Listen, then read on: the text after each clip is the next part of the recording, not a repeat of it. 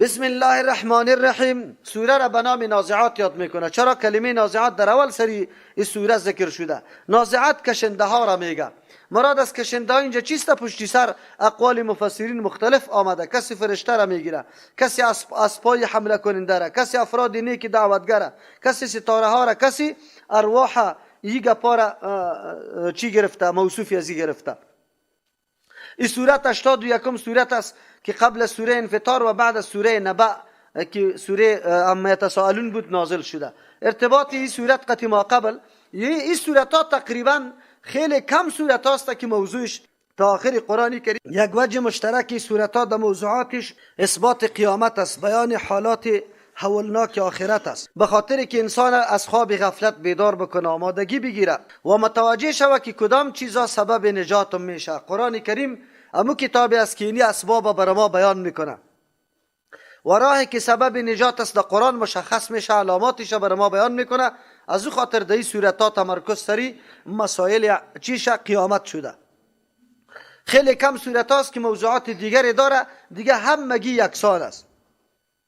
در سوره نازعات هم در اولش الله تبارک و تعالی قسم یاد میکنه. دعوای صورت اثبات قیامت است با امرای شواهدش. 5 شاهد ذکر میکنه و 5 احوال حشر یعنی قیامت ذکر میکنه. الله تبارک و تعالی دلایل عقلی هم ذکر میکنه و همچنان بشارت است و آن چیزی که سبب طغیان و سرکشی است الله تبارک و تعالی او را ذکر میکنه.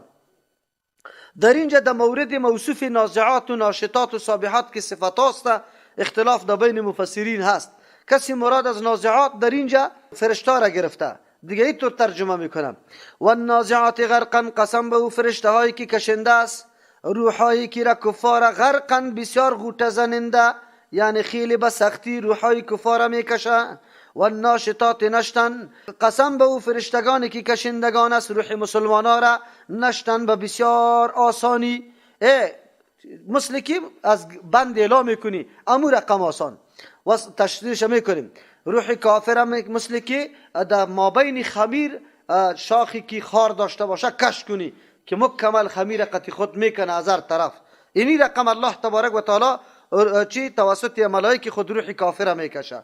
و روح مؤمن بسیار به آسانی مثل که بند باشه آزاد کنیشه. چرا؟ واقعا مؤمن در دنیا بند است، چون که او ولو محبت و میل و رغبت امرای جنت داره. با مجردی که از این بدن کالبوتیش میبره بسیار خوش میشه، چرا که الله تبارک و تعالی را سرفراز به نعمتهای خود میسازه. و السابحات سبحا، قسم به او ملائکه که شنا کننده هستند، یعنی سیر و سفر داره سبحا بسیار به سرعت، یعنی بدون کدام سختی. فالسابقات، قسم به او ملائکه که پیش دستی کرده هستند، سبقا به پیش دستی کردن یکی از دیگه پیش میشن برای گرفتن روح مؤمن. هر کدام تلاش داره که من روح مؤمنه بالا ببرم، چرا که عزتمند است. فالمدبرات امرا، قسم به او ملائکه که تدبیر کننده است به حکم الله تبارک و تعالی، به امر الله، امرن کارایی که در دنیا صورت میگیره. یوم ترجف الراجفه، در روزی که بلرزه الراجفه تو چیزی لرزنده. این ملائک شد. دوم مراد از این اسب‌های هستند که در راه جهاد میکنه. و النازعات، قسم به او اسب‌هایی که کشنده است نفسای خود غرقن خیلی از پایین از دست زلگی و ماندگی خستگی. و الناشطات نشتن، قسم به او اسب‌هایی که خلاص شونده است، نشتن به خلاص شدن، طرف دشمن حمله میکنه گامای وسیع میورداره. و السابحات سبحا، و تو اسبایی که دونده هستند به دویدن خیلی به سرعت. فالسابقاتی که پیشونده است اسبا سبقا یکی از دیگه به پیش شدن. فالمدبرات امرا، قسم به او اسبایی که تدبیر میکنه امرن کاری دشمنه، یعنی در زیر کنترل صاحبش که هر طرف او را دور میده اسبا امو طرف حرکت میکنه ولو که شمشیرم در سرش میخوره. این دو ترجمه. سوم و النازعات غرقا، قسم به او افراد نیک دعوتگر. و النازعات که کشنده است غرقا، کشنده است تحمل میکنه غرقا تکلیف و مشقتا را. و الناشطات نشتن، قسم به او دعوتگرایی که گری را میکشاید به گری کشادن، یعنی مغلق مسائل پیچیده را حل میکنه به مردم بیان میکنه آسان. و الصابحات سبحا قسم به او دعوتگرایی که سیر و سفر میکنه به هر گوشه هر طرف زمین برای دعوت کردن به بسیار تیزی و جلتی بدون احساس ماندگی. فالسابقات قسم به او دعوتگرایی که سبقت میکنه، یعنی پیش میکنه سبقا یکی از دیگه خود به پیشی کردن که کی در دعوت اول نمره میشه. فالمدبرات امرا قسم به او دعوتگرانی که تدبیرات کاری خدا میکنه که چه قسم انجام بدیم. این دیگه. و النازعات غرقا قسم به او ستاره هایی که کشنده است، غرقا یعنی غوطه زننده است، غوطه میزنه، غرقا از جای خیلی پایین که برای تو معلوم نمیشه خدا ظاهر میکنه. و الناشطات نشتن قسم به او ستاره هایی که وایلا شده نیست نشتن که یک مرتبه تیز میره و پشت شیطانا و جنیات. و صابحات سبحا قسم به او ستاره هایی که در مدار خود حرکت میکنن تیز. فالسابقات قسم به او ستاره هایی که یکی دیگه خود پیشی میکنه سبقا به پیش کردن. فالمدبرات امرا قسم به او ستاره هایی که تدبیر میکنه کارا را، یعنی الله تبارک و تعالی اموری که مربوط از وا ساخته او را مرتب میکنه سری خود که او در اینجا با ستاره ها آفتاب و محتاب و همه میشه و آثاری که سرش مرتب میشه شب و روزی گپا کلش آمده رایسته. بعضی مفسرین اینجا ارواح هم گرفته، مثل چی واره؟ روح المعانی واره. لیکن اینجا گرفتن ارواح ها ای خوب نیسته. چرا؟ اوطور باز میشه قسم به ارواحی که کشنده است غرقا، یه چیزایی که خیلی چیسته پایین است، خیلی سخت است. و ناشطات نشتن قسم به او روحایی که گره را میگشاید، به گره گشادن آسان. قسم به او روحایی که اشنا میکنن، سیر و سفر میکنن، در روی زمین میگرده. فالسابقات سبقا یکی از دیگه خود پیشی میکنه و تدبیر امورم میکنه. باز خود دیگه دستاویز دادی برای کی؟ او مردمایی که قبر پرست است میگه سایکو اینا روحای اولیاست که کارا را کرده رایسته. از او خاطر امام رازی رحمت الله علیه هم اینجا قائل شده که تفسیر خود نوشته کرده که ارواح تصرفات داره، ارواح بزرگا نفع رسانده میتونه، ضرر را دور کرده میتونه. از امو خاطر او دلیل از کجا تیر میکنه؟ از قول جالینوس از اوجا نعوذ بالله. حالان که چیسته یک حدیث هم ذکر میکنه اذا تحیرتم فی الامور فاستعینوا باصحاب القبور. در کارایتان که سرطان مشکل پیدا شد اعانت از کی طلب بکنه؟ صاحبای قبرها. و این در بعض کتابات دلایل نوشته شده، شیخ الحدیث هم نوشته کرده ای حدیثای موضوعی را نعوذ بالله. این موضوعی است و هیچ وجه ندارد در اینجا، چرا که مفسرین مشهور این گپا را نوشتن نکرده و بی دلیل است. از او خاطر مسئله ارواح نیست. راجح قول در اینجا از چی است؟ ملائک است. از او خاطری قول راجح است. و النازعات غرقا قسم به ملائکی که کشنده است روحای کفار غرقا و بسیار سختی. و الناشطات قسم به ملائکی که کشنده است روحای مسلمان را، یعنی مثل که گره رواز میکنی نشتن با آسانی. و الصابحات سبحا قسم به ملائکی که سیر و سفر در بین زمین و آسمان داره بسیار به سرعت و تیزی. فالسابقات سبقا قسم به ملائکی که یکی از دیگه پیشی میگیره به پیش شدن برای گرفتن روح مؤمن که عزتمند است. فالمدبرات تدبیر کننده است به حکم الله امرا کارا. یوم ترجف الراجفه در روزی که بلرزه لرزیدنی که سوری اول است سور دمیده میشه. تتبعها الرادفه در تعقیب ازو، یعنی در پی ازو یک سوری دوم هم است. اردو سور در بینش در حدیث میاد 40 سال در بینش فاصله وجود داره. در سوری اول کل کائنات دنیا دیگرگون میشه، انقلاب میاد، یه حالتات تبدیل و تغییر میشه. در سوری دوم دنیا هموار شده است، برای محاسبه کلی انسان ها از قبرها بلند میشه. قلوب یومئذ واجفه دلها در این روز واجفه خیلی ترسان است، پریشان است. ابصارها خاشعه نظرهای صاحبای همی قلبها خاشعتون خیلی خیره عاجزی کننده است، بسیار پایین انداخته شده، فرو افتاده شده. یقولون میگویند اینا لمردودون فی الحافره، آیا ما لمردودون باز خواهیم گشت فی الحافرت به قدمای خیش، یعنی باز در حالت اولی باز میگردیم. کفاری طور میگه اذا کنا، آیا که ما شویم عظاما استخوانه نخیرتون پوسیده، استخوانه پوسیده شویم باز زنده میشیم. قالو گفتنی گپاره تلک اذن تلک اینمی باز زنده شدن زنده ای وقت کرتون بازگشتی از خاسرتون خیلی تاوانی.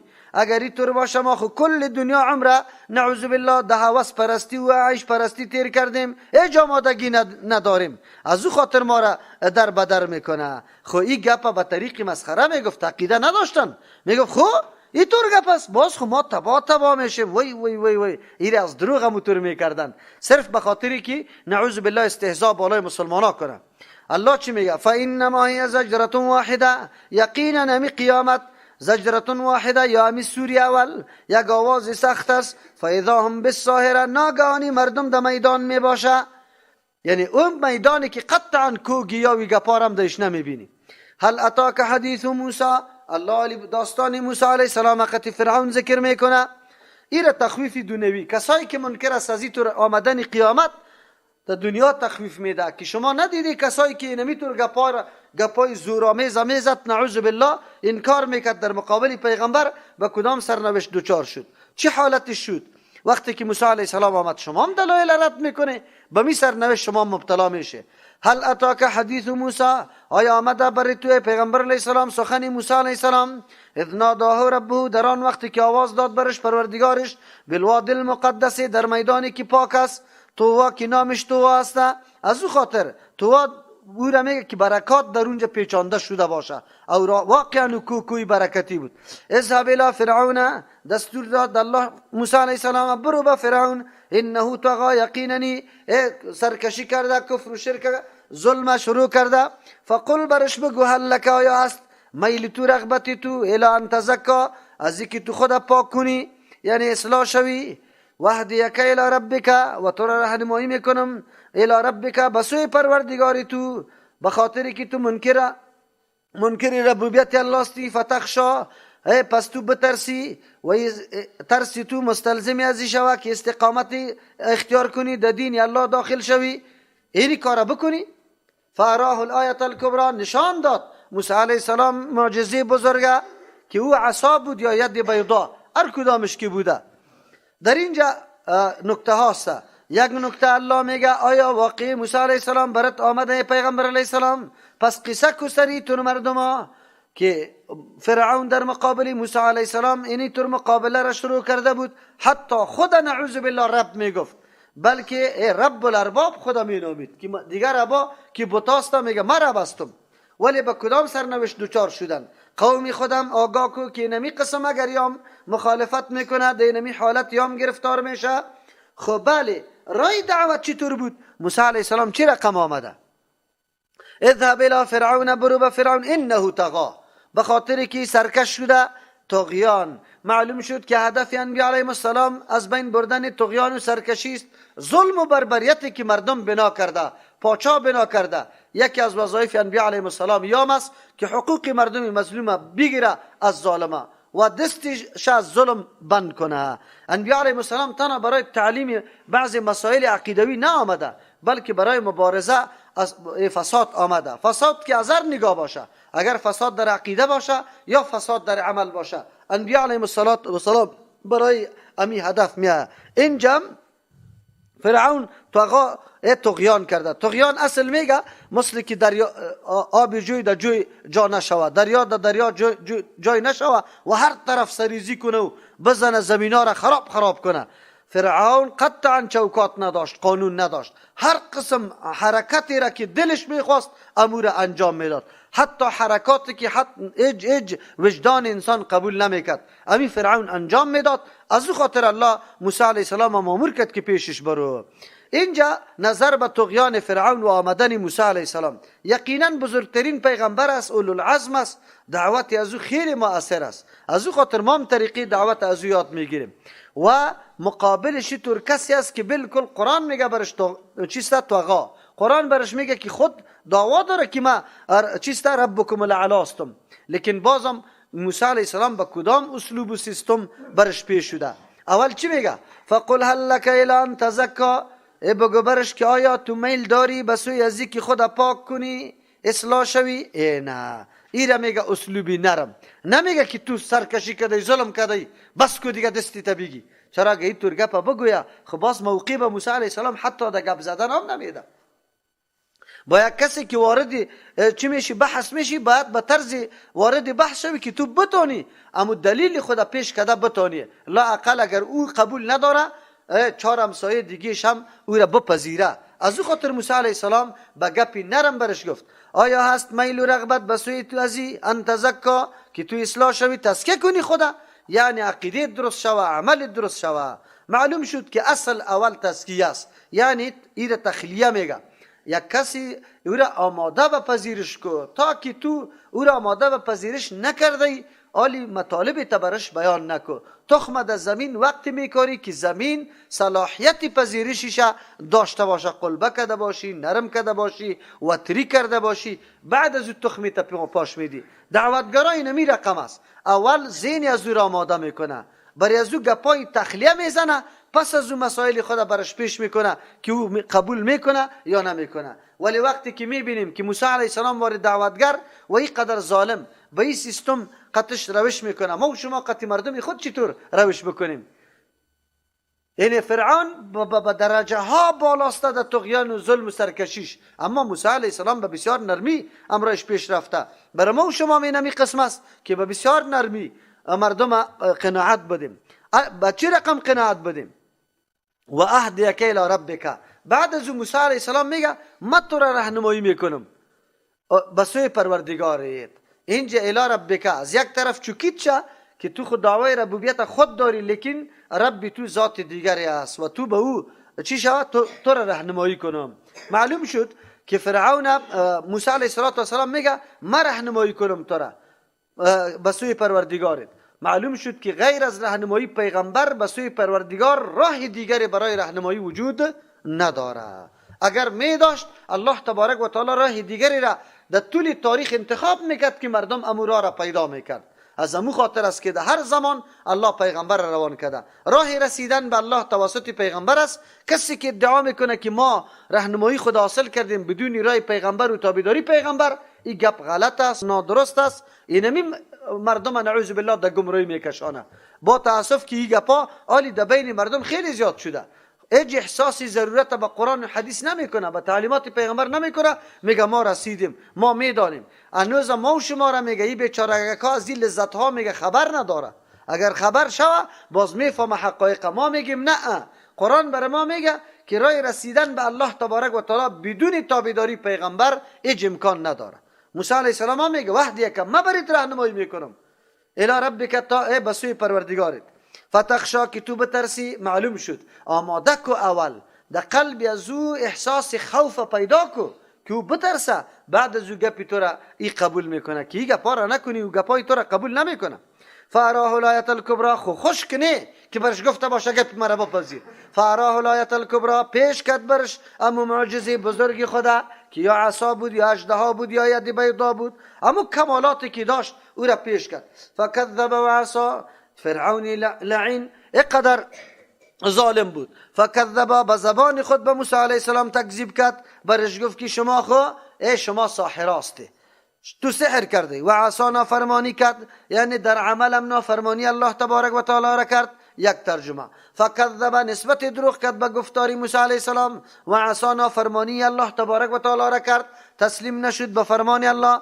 ثم ادبر باز آرام هم نشیشت، پشت دور داد به سوی موسی علیه السلام. یسعی به جستجو افتاد، تلاش کرد که مقابله موسی علیه السلام بکنه. فحشر پس جمع کرد امی ساحرا را. فنادا آواز داد در بین کلگیشان. فقال گفت انا ربکم الاعلی، ما پروردگار شما که بلند استم ما هستم. پیش هم این خبیث به مردم گفته بود که ما علمت لکم من اله، من خبر ندارم که برای شما معبودی دیگه باشه غیر از ما. پیش دعوای الوهیت میکرد، اینجا از ربوبیت میکنه. در حقیقت اردو دعوا رایی کرده، هم خدا رب میدانست، هم خدا مستحق عبادت میدانست، هم مالک متصرف اختیاردار و هم لیاقت یزیره که از ما عبادت و تعظیم ما شود. فاخذه الله نکال الاخرة والاولی، پس گرفت الله تبارک و تعالی واره به عذاب عبرتناک الاخرته که در آخرت برش داده میشه، و الاولی و در دنیا هم عذاب عبرتناک الله برش داد.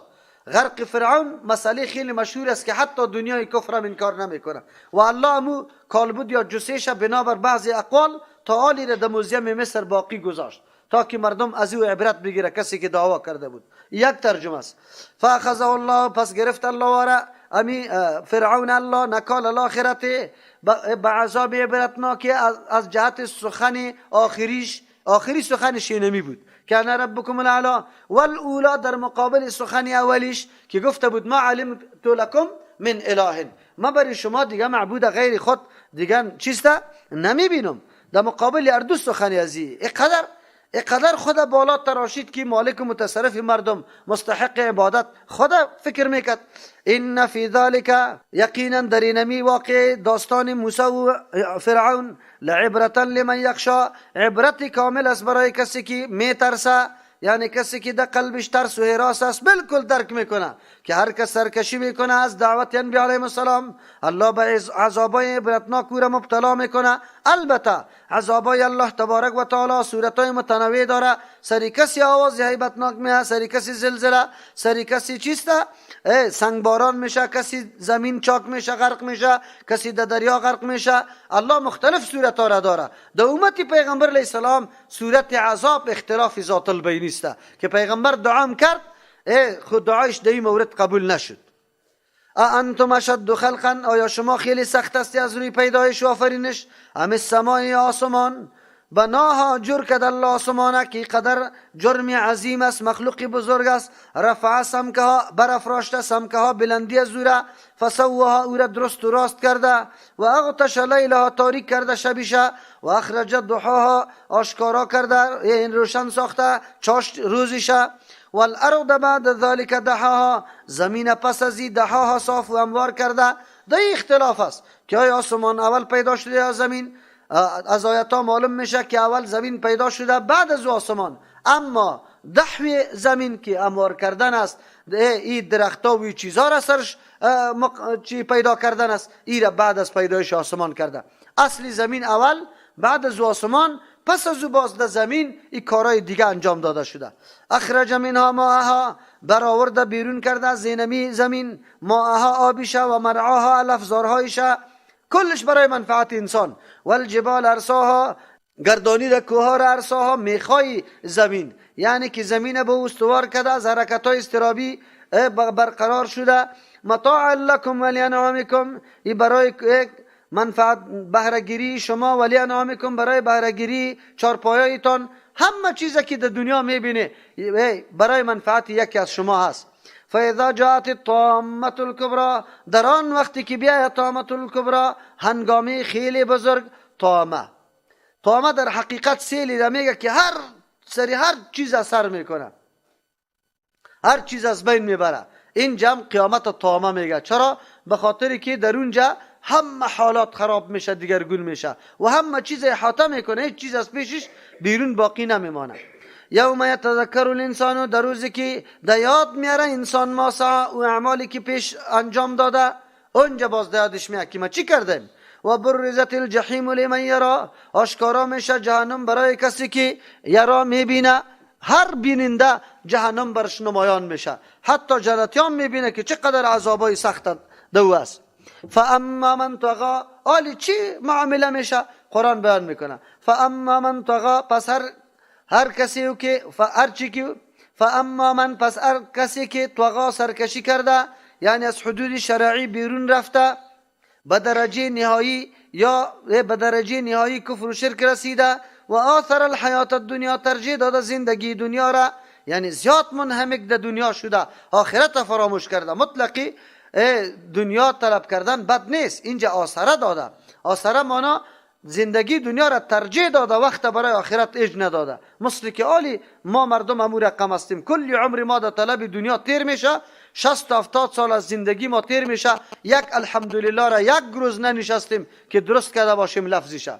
فإن الجحیم هی المأوى، یقینا جهنم اینمی قرارگاه از یاست، جای باشی از یاست. و اما من خاف مقام ربی، و هرچی که او کسی که خاف میترسه مقام ربی، چند ترجمه داره. از استاده شدن در پیش پروردگار خود برای حساب و کتاب، از او میترسه. و نه نفس، من کرده نفس خود عن الهوا، از خواهشات، آن چیزی که او تقاضا داره او را پورا برش نکرده. فإن الجنة هی المأوى، یقینا جنت قرارگاه جای باشی نمیتور مردم است. یکی. دوم و اما من خاف ورچه او کسی که خاف میترسه مقام ربی، از قیام پروردگارش که چه رقم الله مراقبت میکنه اعمال ازیره. اینجا اضافت مقام به سوی رب اضافت به سوی فاعل است، یعنی از اینکه قایم بودن الله بالای تو چه رقم است، قادر مطلق است، یه چیزی تو پوشیده نیست، رازای سیره تا میفهمه. کسی که عقیده را داشته باشه دیگه واقعا کاری غلط نمیکنه. و نه نفس من کرده نفسی خود عن الهوا، از خواهشات هر چیز که نفس خواسته او طور نکده که برآورده ساخته باشه. فإن الجنة هي المأوى، پس جنت اینمی جای باشی از یاست. اما من خاف مقام ربی اشاره به عقیده است، یعنی عقیده صحیح کرده در مورد الله تبارک و تعالی و آن چیزی که الله ضروری دانسته عقیده را در موردش. و نه نفس عن الهوا، در عمل مکمل نفس خود از خواهشات از خواهش پرستی بالکل منع کرده، بلکه مطابق وحی عمل کرده.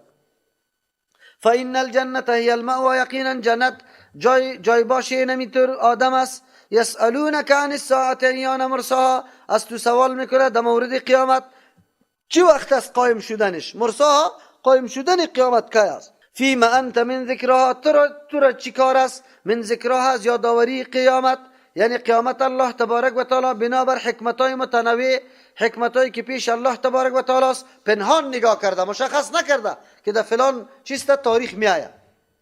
الی ربک منتهاها، بسوی پروردگاری تو منتهاها، منتهای علم قیامت است که کی واقع میشه و چه قسم واقع میشه.